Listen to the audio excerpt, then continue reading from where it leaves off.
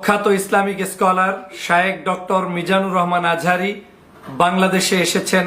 আসসালামু আলাইকুম সুপ্রদর্শক, বাংলাদেশের সবথেকে জনপ্রিয় ইসলামী বক্তা ডক্টর মিজানুর রহমান আজহারি তিনি দীর্ঘ সময় মালয়েশিয়াতে কাটিয়েছিলেন। আপনারা জানেন, আওয়ামী লীগ সরকারের শোষণ নির্যাতনের শিকার হয়ে তিনি দেশ ছাড়তে বাধ্য হন। তাকে বাংলাদেশ থেকে তাড়িয়ে দিয়েছিল আওয়ামী সরকার। আর তারপরেই তিনি দীর্ঘ একটি সময় মালয়েশিয়া থেকেছেন। সেখান থেকে ইসলাম প্রচার করেছেন পৃথিবীর বিভিন্ন দেশে, উত্তর কোরিয়া, আমেরিকা সহ পৃথিবীর বিভিন্ন দেশগুলোতে তিনি সফর করেছেন এবং ইসলামের বাণী মানুষকে শুনিয়েছেন। সেই ইসলামী বক্তা তিনি দীর্ঘ সময় পরে গতকালকে তিনি দেশে ফিরেছেন। এ সম্পর্কে অসাধারণ কিছু কথা বলেছেন বিএনপি নেতা ডক্টর ফয়জুল হক। আমরা তার মুখ থেকে জেনে আসবো। খ্যাত ইসলামিক স্কলার শায়েখ ডক্টর মিজানুর রহমান আজহারি বাংলাদেশে এসেছেন। আলহামদুলিল্লাহ, বাংলাদেশের জনগণের পক্ষ থেকে জানাই আন্তরিক শুভেচ্ছা এবং অভিনন্দন।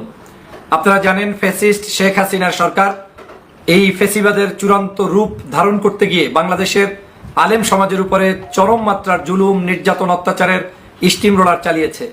বাংলাদেশের প্রখ্যাত সকল ইসলামিক স্কলারদেরকে বিতর্কিত করেছে, তাদেরকে বাংলাদেশে বসবাস করতে দেয়নি। তার মধ্যে অন্যতম ছিল শায়েখ ডক্টর মিজানুর রহমান আজহারি। আজ দীর্ঘ প্রায় 5 বছরের কাছাকাছি সময়ের পরবর্তীতে বাংলাদেশে তিনি প্রত্যাবর্তন করেছেন। সেজন্য আল্লাহর দরবারে শুকরিয়া আদায় করছি, আলহামদুলিল্লাহ। আপনারা জানেন, শায়েখ ডক্টর মিজানুর রহমান আজহারি বাংলাদেশের একজন জননন্দিত ইসলামিক স্কলার, বিশ্ববরণ্য একজন ব্যক্তিত্ব, যাকে বাংলা ভাষাভাষী বাংলাদেশ সহ বিশ্বের বিভিন্ন প্রান্তে বাংলাদেশি নাগরিকরা দল মত নির্বিশেষে অত্যন্ত সম্মানের রেখেছেন এবং তাকে সম্মান করে চলেছেন। পৃথিবীর যে প্রান্তেই শায়েখ ডক্টর আজহারি সাহেব গিয়েছেন, সেখানেই পেয়েছেন উষ্ণ সংবর্ধনা।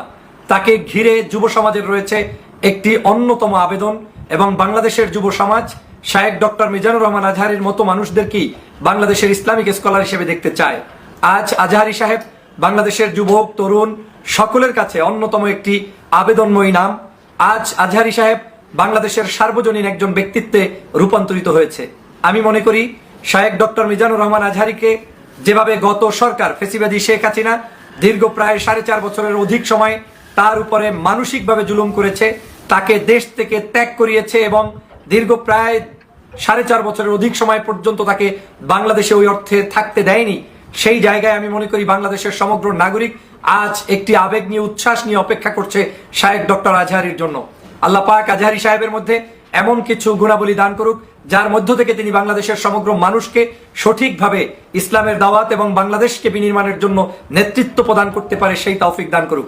শায়েখ আজহারির কাছ থেকে বাংলাদেশের জাতি প্রত্যাশা করে, এই মুহূর্তে বাংলাদেশে যে দ্বিধা বিভক্ত জাতি রয়েছে, যেখানে অনেকের একটি ছায়া রয়েছে, যেখানে মানুষে মানুষে ভেদাভেদ রয়েছে, বর্তমানে এই ফ্যাসিবাদী সরকারের পতনের পরে 5ই আগস্টের পরবর্তী সময়ে বাংলাদেশকে নেতৃত্ব দেওয়ার জন্য দল মত জাতি ধর্ম বর্ণ নির্বিশেষে যে নেতৃত্ব প্রয়োজন, যে ঐক্যবদ্ধ হওয়ার প্রয়োজন, সেই ঐক্যবদ্ধ প্রচেষ্টার একটি অগ্রণী ভূমিকা পালন করবেন শায়েখ ডক্টর মিজানুর রহমান আজহারি। আমি সেটা প্রত্যাশা করতেই পারি।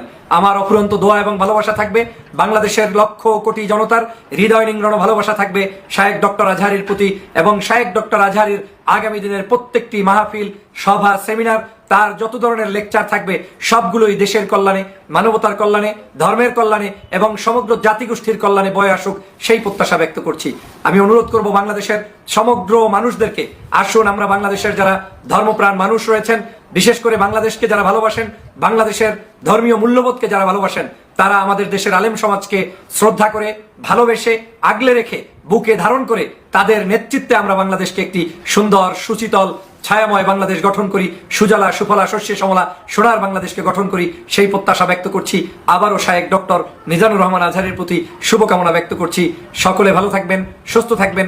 আল্লাহ হাফেজ। আসসালামু আলাইকুম ওয়া রাহমাতুল্লাহি ওয়া বারাকাতুহু। সুপ্রদর্শক, আজহারি দেশে ফেরার বিষয়টি আপনারা কি হয়ে দেখছেন? অবশ্যই আপনাদের মূল্যবান মন্তব্য কমেন্ট বক্সে জানাবেন। সবসময় সত্য নির্ভেজাল তথ্য পেতে স্বাধীন বাংলা ইউটিউব চ্যানেলটি সাবস্ক্রাইব করে আমাদের সাথে থাকুন।